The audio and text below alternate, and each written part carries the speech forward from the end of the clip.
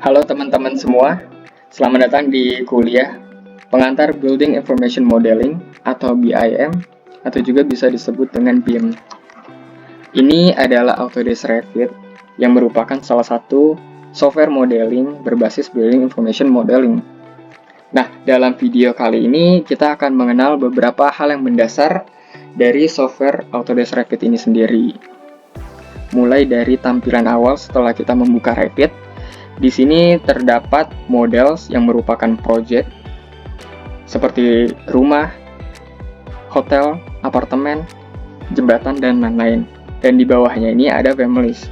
Family ini merupakan komponen yang nantinya akan dimasukkan ke dalam project kita yang sudah kita buat.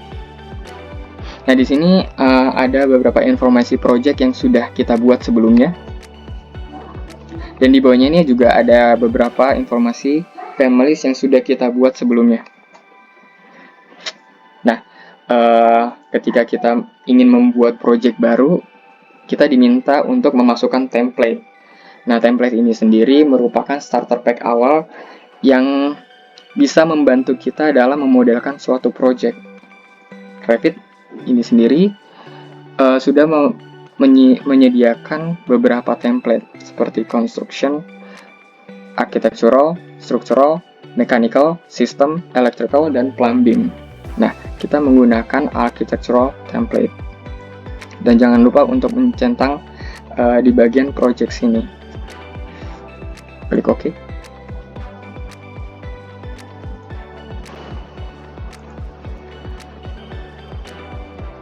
Nah, ini merupakan user interface setelah kita membuat project baru. Nah, Revit user pasti memiliki referensi user interface itu masing-masing. Dan tampilan ini merupakan referensi user interface yang saya gunakan sehari-hari.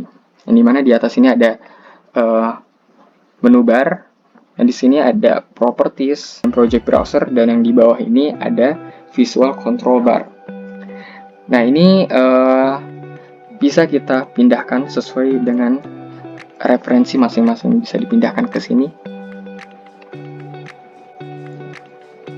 atau juga bisa dipindahkan ke bawah sini. Nah, ini tergantung referensi masing-masing. Kalau saya biasanya menggunakan seperti ini.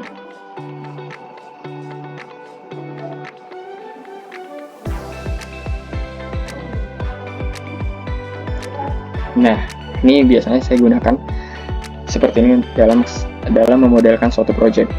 Nah, mulai dari menu bar, di sini terdapat architecture yang dimana digunakan untuk kebutuhan arsitektural seperti dinding, pintu, jendela, kolom arsitektural, atap, ceiling, dan juga lantai, dan masih banyak lagi.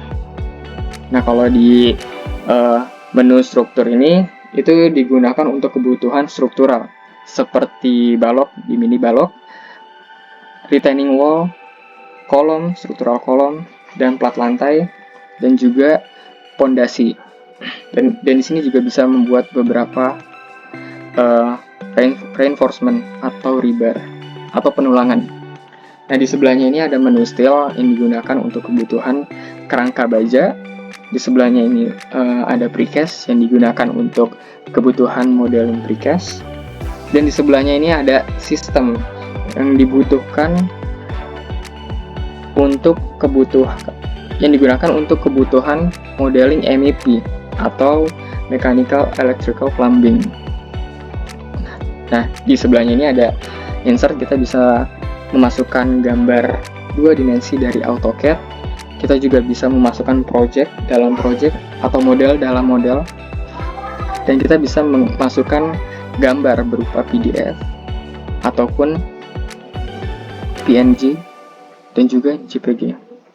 Nah, masuk ke dalam menu annotate. Nah, annotate ini digunakan untuk kebutuhan drafting seperti memberikan dimensi, keterangan elevasi, dan juga teks. Di sebelahnya ini ada analyze. yang digunakan untuk BIM 6D. BIM 6D itu adalah sustainable building. Nah, di menu ini kita bisa mensimulasikan energi yang digunakan dalam sebuah bangunan. Nah, di sebelahnya ini ada Massing and Site. Massing and Site ini digunakan untuk kebutuhan landscape, seperti membuat topografi, memasukkan komponen-komponen landscape seperti pohon, parking lot, dan lain-lain. Nah, kalau menu kolaborasi ini digunakan untuk berkolaborasi antar pengguna Revit. Nah, di sebelahnya ini ada View. View ini digunakan untuk men-setting interface dari Revit ini sendiri. Nah, misalkan di sini propertiesnya tidak terlihat seperti ini, atau juga project browsernya tidak ada. Nah, kita bisa memunculkannya di bagian user interface di sini, dan tinggal mencentang project browser dan juga properties. Nah, lalu ada menu manage. Nah, menu manage ini digunakan untuk manajerial, kebutuhan manajerial seperti manajerial material, manajerial parameter, manajerial project units, dan kita juga bisa meletakkan lokasi bangunan yang kita buat di lokasi real. Nah, di sebelah ini ada add-ins. Add-ins ini seperti plugin, dan environment ini salah satu plugin yang saya gunakan. Dan yang terakhir ada menu modify, yang dimana digunakan untuk mengedit satu atau beberapa elemen yang sudah kita buat. Nah, di atas menu bar ini terdapat quick access.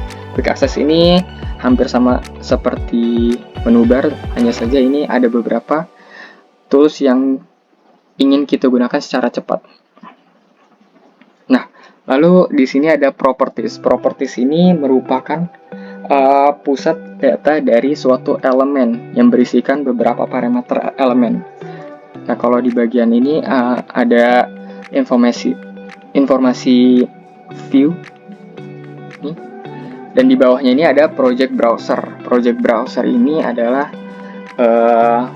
kumpulan view atau work plan yang kita butuhkan. Dan juga di sini ada sheets yang nantinya akan kita gunakan pada saat memplotting gambar. Nah, di bawah sini ada yang namanya visual control bar. Visual control bar ini digunakan untuk kebutuhan view juga. Seperti kita bisa mengatur skala 1:1, 1:2, 1:5, atau juga kita bisa mengcustom skalanya itu sendiri sesuai dengan kebutuhan project kita. Nah, di sebelahnya ini ada detail level. Detail level ini ada tiga level, coarse, medium, dan fine. Yang coarse ini detailnya level 1, dan fine ini yang paling detail. Dan di sebelah detail level ini terdapat visual style. Kita bisa menggunakan visual wireframe, hidden line, shaded, constraint, consistent color, dan realistic. Realistic ini semi render gitu. Dan di sebelahnya ini ada sunpath. Sunpath ini adalah untuk memunculkan orientasi matahari. Dan di sebelahnya ini kita bisa mengaktifkan adanya bayangan gitu. Nah, untuk sistematika selectingnya itu hampir sama dengan AutoCAD. Misalkan di sini ada sebuah atau ada elemen dinding.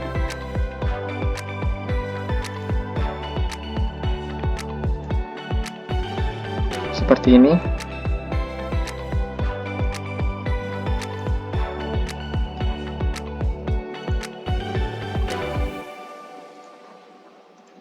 Nah, sistematika selectingnya itu sama seperti AutoCAD. Dari kiri ke kanan ini untuk men-select satu elemen saja. Kalau dari kanan ke kiri ini men-select semua elemen yang didapatkan. Nah, pindah ke tampilan 3D-nya. Untuk mengorbit atau menggeser modelnya itu cukup menggunakan tombol scroll, tekan tombol scroll seperti ini, dan ditambah dengan shift, itu menjadi orbit. Nah, kalau kita menselect salah satu elemen, lalu kita mengorbit view-nya, elemen tersebut akan menjadi poros orbitnya. Nah, sekarang lihat perbedaannya.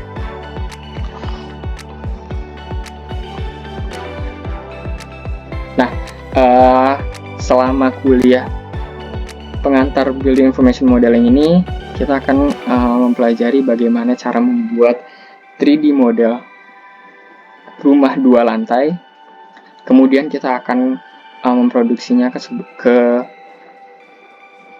bagian plotting untuk membuat side plan, denah lantai 1 seperti ini, potongan, tampak depan, dan 3D render seperti ini, render sederhana dari Revit itu sendiri.